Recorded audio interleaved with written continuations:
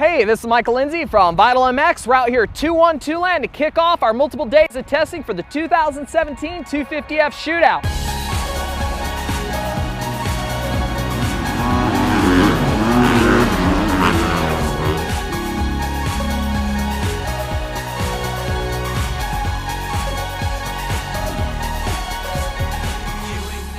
So, per our usual, we have a giant in-depth article with all 6 of our test riders' opinion from multiple days of testing. We have dyno charts, we have data acquisition from Lit Pro, but for you guys that want it short and sweet, we also have this video and we're going to jump right into the results. 6th place is the Suzuki RMZ 250. Sad to say, per the same as the last couple years, the Suzuki is down at the bottom of the charts. Why? Power, purely that power.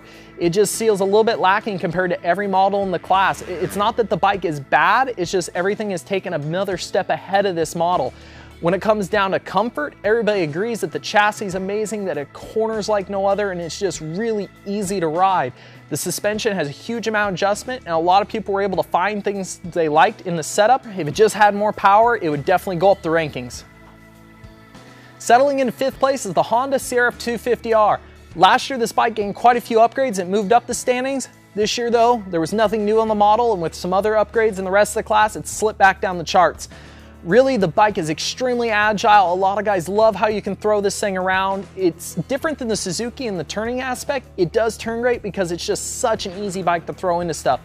It's maybe not the most stable bike at high speed, but it just makes you feel really in control on tight tracks just because of how you're able to manhandle the bike.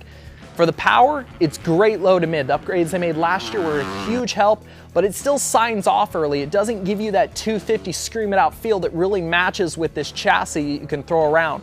If the forks were just a little bit easier to manage on this bike and it definitely pulled through the rest of the range, this bike would settle up a little bit higher in the rankings.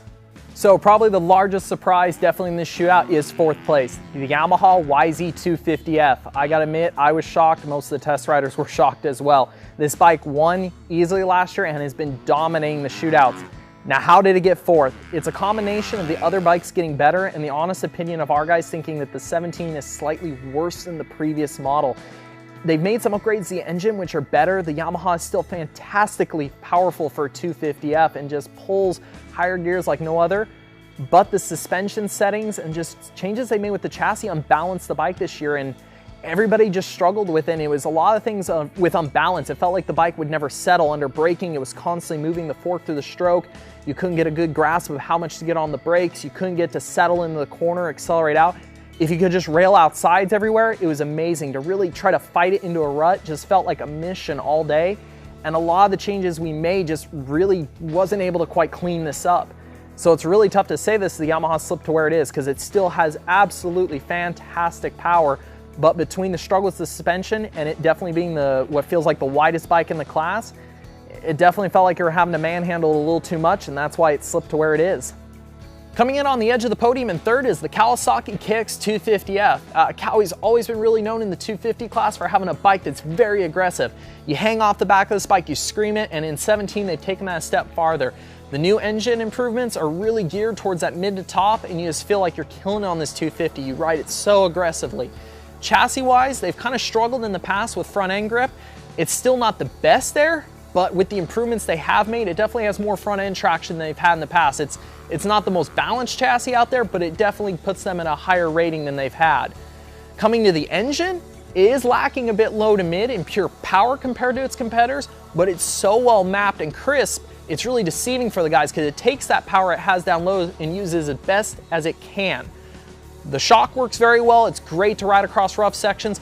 Now the fork is a bit stiff for that Target 250 rider. The SFF spring fork is a little bit oversprung. For the bigger guys it worked. For the light guys it definitely felt topped out. It kind of works for the way the chassis is, but if you want it to settle in the front, that's its biggest struggle. If it was a little more balanced with the chassis and it had a little more complete low end, this bike would also rank up there as well, and that's kind of what it's missing. So landing in 2nd place is the Husqvarna FC250. What has this bike got going for it to bring it so far up in the rankings this year? It's just a great overall package, not for just one rider, but for almost every one of our guys. They've really killed it with the engine. It's just so well balanced. There's no point in the power band where you feel like you're lacking. It's got great low to mid. It's not as strong hitting off the bottom as maybe the Yamaha, but it's still very much there, and it builds into a great mid-range and just screams to the top by making the most horsepower in the class. When it comes to the chassis, once again, extremely well balanced. You've got a bike that feels very planted front and rear.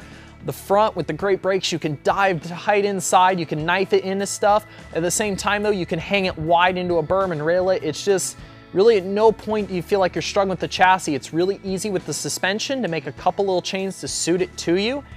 And that's still where they really nailed it this year, is the suspension. WP's rear shock is very adjustable, even from our lightest to our biggest guys. Everybody was able to find something that suited them, and same with the new WP AER 48 air fork. It was a great move getting away from 4CS. This fork is really good for an air fork because the initial feel is there and it ramps up so quick and has so much bottoming resistance. Once again, across every weight, there wasn't really a complaint, just a little air pressure change and clicker changes, and you were able to find your spot. So if the Husqvarna is as good as we say, how did it not take the top spot? Because first place was taken by the KTM 250 SXF. Most people would say, well, yeah, obviously the bikes are the same, aren't they? We've been extremely critical in the past, and we still are. They are not the same. The KTM took the top spot because it's just a little bit better. And it comes down to one of the biggest differences. The Husqvarna has a one-piece subframe and airbox. This changes the power characteristics and even the entire chassis characteristics in a lot of little ways. The KTM just feels more responsive. The engine revs a little bit quicker than the Husky. We proved on the dyno, all the riders said it, and this translates to how the chassis works. It's a little bit easier to snap in and out of corners, and it just makes the KTM overall feel like a more aggressive 250F than the Husqvarna. And then when you compare it to the rest of the class, it's almost as good as the Yamaha off the bottom. It builds great mid-range, but it's even better than the Kawasaki up top, giving it the most well-rounded engine. In the chassis department, yeah, the Suzuki, we feel a lot of guys like it could probably outturn it in the tight situations, but it's right there with it. Even when it came to the suspension, whether you were tall, short, heavy, light, we were able to make this thing work for basically every test ride with just a few minor changes. And that's what's so unique about how this bike finished. There's a lot of diversity in everybody's comments that you can see with all these bikes, but when it came down to the KTM, almost every single guy picked it first, and that's simply why it took the top spot.